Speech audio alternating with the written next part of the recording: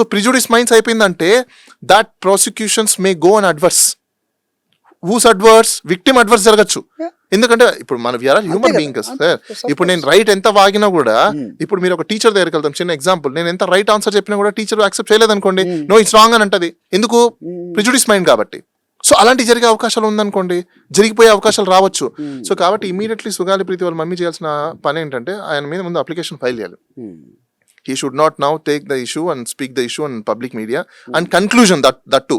ఈ కన్క్లూజన్ ఆయనకు ఎలా వచ్చిందో కూడా ప్రూవ్ చేయమని చెప్పండి కోర్టులో. ఒకవేళ చేయకపోతే wrong depositions before the public punish ఇమ్మని చెప్పేసి అని చెప్తారు సార్. మీరు ఎన్ని ప్రూవ్ చేయాలి సార్? ఇది పవన్ కళ్యాణ్ పవన్ కళ్యాణ్ ఎన్ని ప్రూవ్ చేయాలి? 30,000 మంది తప్పిపోయారు అన్న తర్వాత నాది వచ్చిన మీరు అది కంటిన్యూ చేసి ఒకటే అడుగుతాను సార్. నేను పవన్ కళ్యాణ్కి సంబంధించిన విషయంలో, డిప్యూటీ చీఫ్ మినిస్టర్కి సంబంధించిన విషయంలో ఎవరైనా ఏదైనా అబద్ధాలు మాట్లాడితే, ఫర్ ఎగ్జాంపుల్ నాగేశ్వరరావు గారు ఆయన ఏదో మాట్లాడారని చెప్పేసి కేసులు పెట్టారా లేదా?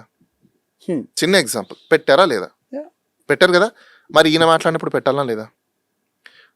మరి ఈయన అన్పార్లమెంటరీ లాంగ్వేజ్ యూజ్ చేసినప్పుడు కేసులు పెట్టాలా లేదా? ఆయన ఉప ముఖ్యమంత్రి అండి. సో వాట్ అయితే whoever it may be, ఉప ముఖ్యమంత్రి అయితే ఏమైనా కొమ్మలు వచ్చాయా?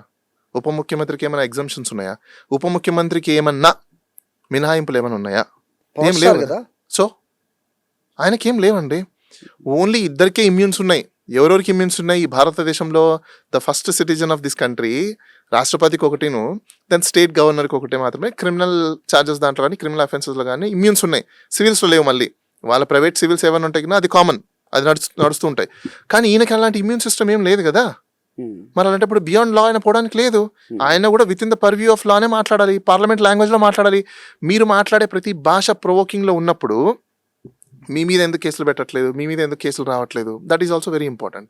ఇప్పుడు నేనేమంటాను, ఇట్లాంటి వాటి మీద కేసులు పెట్టి చేస్తే అప్పుడు ఆయన సెటరేట్ అవుతాడు.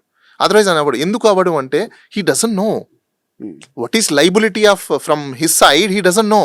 హీ సింప్లీ సేయింగ్ పెట్టి నారదీస్తారు ఆయన. మీరేమి తెలియదు. ఇప్పుడు నేను ఇదే మాట అంటాను. ఫర్ ఎగ్జాంపుల్, లేదంటే ఎక్స్ అనే వై అనే పర్సన్ తొక్కి పెట్టి నారదీస్తా అని చెప్తే మీరు పోయి మనోభావాలు దెబ్బతిని చెప్పి కేసు పెడతారా? పెడతారు కదా. మరి పెట్టినప్పుడు మనోభావాలు దెబ్బతింటారని చెప్పి కేసులు పెట్టినప్పుడు వాళ్ళకు వర్తించేది మరి ఈయనకు వర్తించకుండా ఉంటుందా? అంటే ఆర్టికల్ 14 వైలేషన్ కాదా? పారిటీ డిస్పారిటీ, మీరు డిస్పారిటీ చూపించండి, పారిటీ చూపించండి, మరి ఈక్వల్ చేద్దాం దాంట్లో కూడా. అయితే నేను ఈయన ఎంత ఇమ్మెచ్యూర్డ్ అనే దానికి నేను మీకు ఒక చిన్న నిదర్శనం చూపిస్తాను. ఇప్పుడు అంటే పబ్లిక్ తెలుసుకోవాలి. మేబీ ఎవరైనా విఘ్నులు ఉంటే ఆ కమ్యూనిటీకి సంబంధించిన వాళ్ళు, they may raise the complaint before commission. చూడండి, ఒక రీసెంట్ జరిగింది ఫాల్స్ ఎస్టీ అట్రాసిటీ కేసు ఉన్న సింపుల్ సివిల్ కేసు. దారి ఇవ్వలేదు, గొడవ జరుగుతుంది, అంతేగాని దానికి ఒక ఫాల్స్ ఎస్టీ అట్రాసిటీ కేసు పెట్టినా తప్పవుతుంది. దీనికి మీరు బాధితులు కాకండి. రియల్ ఎస్టీ అట్రాసిటీ యాక్ట్ ఎంత బలంగా పెట్టాలో ఫాల్స్ ఎస్టీ అట్రాసిటీ యాక్ట్ కూడా మీరు అంతే బలంగా మీరు నిలువరించారు. తప్పదు. సో ఇప్పుడు ఈయన ఏం చేస్తున్నాడు? ప్రొవోక్ చేస్తున్నాడు. మీరు అనొచ్చు, ఎలా ప్రొవోక్ అంటే ఆయన ఏదో అవేర్నెస్ ఇస్తున్నాడు కదా, నిర్వహించాలంటున్నారు. ప్రొవోక్ చేస్తున్నాడు. ఇక్కడ ఒక డౌన్ ట్రెండ్ లో ఉన్న సొసైటీని, అట్రాసిటీకి గురైన సొసైటీని, హైయెస్ట్ ఇన్స్టిట్యూషన్ పార్లమెంట్ డిజైన్ చేసిన ఒక యాక్ట్ని హీస్ ఇన్సల్టింగ్. అండ్ కాన్స్టిట్యూషన్ బాడీగా ఉన్న ఒక ఎస్సీ కమిషన్ యొక్క యాక్ట్ని కూడా హీస్ ఇన్సల్టింగ్. ఎందుకు నేను మీకు చెప్తాను. ఇప్పుడు ఆయన మాటల్లోనే మనం ఏమి విన్నాం, ఒక సివిల్ డిస్ప్యూట్ దారి ఇవ్వలేదు అని చెప్పేసి అని అట్రాసిటీ కేసు పెడతారన్నారు. అవునా? ఆయనకు తెలియని విషయం ఏంటంటే, ఒక ఎస్సీ ఎస్టీలకి సంబంధించిన పర్సన్స్ని మీరు పాత్వే ఇవ్వకపోవడం కూడా offence under the SC ST act కదా. అడ్మిటెడ్లీ ఫ్యాక్ట్ ఆయన ఏం చెప్పాడు ఇక్కడ, he revealed that there is a fact. ఏంటి? దారి ఇవ్వలేదు అని చెప్పేది. when you doesn't know whether it is a civil case, whatever it may be, even civil case assume a moment, కానీ దారి ఇవ్వట్లేదు అనేది అక్కడ ఇష్యూ ఉందా? ఎవరికి అగెనిస్ట్ ఉంది అది? ఒక ఎస్సీ ఎస్టీ కమ్యూనిటీకి సంబంధించిన పర్సన్ కి అగెనిస్ట్ ఉంది. అవునా?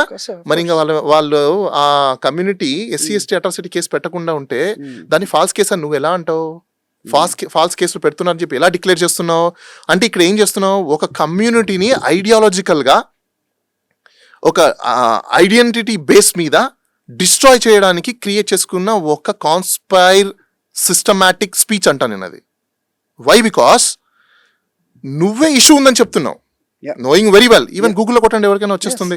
Non giving a pathway to a SC ST community people అని కొడితే గూగులే చెప్పేస్తుంది మీకు, yes it is offence under the SC ఇంకా ఎస్టీ వెనక రోజులు వెళ్తాయేమో not Okay. Allowing the water to drink even ఎన్నో వస్తాయేమో ఎవ్రీథింగ్ ఇవన్నీ కూడా ప్రాపర్టీ కానీ ఆపర్చునిటీస్ కానీ ఫైనాన్షియల్స్ కానీ Resources పాత్వేస్ కానీ. కానీ రీసోర్సెస్ కానీ everything even politics non giving opportunity inter politics and also becomes under the atrocity. ఎక్కడొచ్చింది సార్ అది? మీకెందుకు రా, మీరు ఎస్సీ ఎస్టీ వాళ్ళు మీకెందుకు రాజకీయాలు? మేం చేస్తాం అది, మేము చౌదరీస్, మేము కమ్మాన్న Sir, నాయకులు ఇంకా బయటే అంటే తిరుగుతుంటారు. సార్ ఇప్పుడు ఎవరు దాని మీద యాక్షన్ తీసుకున్నారా లేదా నాకు తెలియదు సార్ కంప్లైంట్ కి. అయితే పవన్ కళ్యాణ్ గారికి తెలియకపోయిన ఇప్పుడు నేను ఎందుకు చెప్పానంటే ఇది ఆయన అఫెన్స్ కాదు, ఫాల్స్ కేసులు పెడుతున్నారు, మీరు నిర్వహించండి అంటే అర్థం ఏంటి? ఇప్పుడు ఈ ఫార్వర్డ్ కమ్యూనిటీ వాళ్ళు ఈ రోజు అందరూ ఆ కాలనీలో సపోజ్ ఇప్పుడు ఒక ఫార్వర్డ్ కమ్యూనిటీ కాలనీస్ ఉన్నాయి సార్, ఈయన చెప్పాడని ఈ వీడియోలు చూసి అక్కడ ఎవరో పాపం ఒక 5 మందో 6 మందో ఫ్యామిలీస్ బతుకుతున్నారు అనుకోండి, వాళ్ళని అక్కడ రోడ్డు మీద పోనివ్వకుండా చేయకుండా స్టార్ట్ అయితే ఇష్యూ స్టార్ట్ అయితే who will take the responsibility? My question. ఎందుకంటున్నానంటే ఒక డిప్యూటీ చీఫ్ మినిస్టర్ ఇలా చెప్పాడు కదా, ఇంకా మనకేంటి అని చెప్పేసి అని సైకలాజికల్గా ఆంథ్రపాలజికల్గా వాళ్ళు డిసైడ్ అయిపోతారు. డిసైడ్ అయిపోయేసి ఇప్పుడు మేనరిజం సార్, పవన్ కళ్యాణ్ చేసిన సినిమాలను చూసి అందరూ మేనరిజమ్స్ ఇలా చేస్తారు. ఇలా ఎలా ఎవరు చేశారు? ఎలా వచ్చింది? You did something movie, they learn right.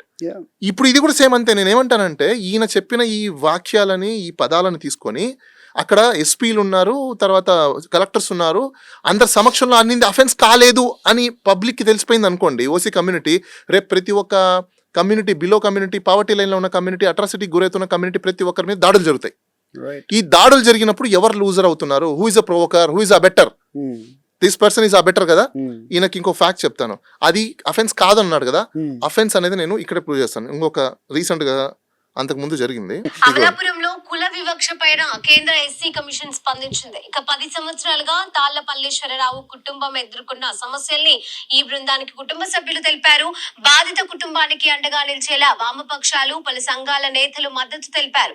ఇన్నేళ్లుగా ఒక కుటుంబానికి వెళ్లేందుకు రోడ్డు నిర్మాణం చేపట్టని వైనం తెలుస్తుంది. ఇక వాటిపైన పూర్తి సమగ్ర నివేదికను ఇవ్వాలని జిల్లా కలెక్టర్, ఎస్పీలను కేంద్ర ఎస్సీ కమిషన్ డైరెక్టర్ సునీల్ ఆదేశించారు. ఇక దేనికోసం సార్ అక్కడ ఎస్సీ కమిషన్ యాక్ట్ అయింది? దారి ఇవ్వనందుకు. అంటే అది ఏమైంది సార్? అఫెన్స్ కదా. ఆఫ్ కోర్స్ ఇప్పుడు అది అఫెన్స్ కాదు అని చెప్పేసి ఒక డిప్యూటీ చీఫ్ మినిస్టర్ డిక్లేర్ చేసేస్తే పబ్లిక్లో ఆ పబ్లిక్ ఏం ఆలోచించాలి?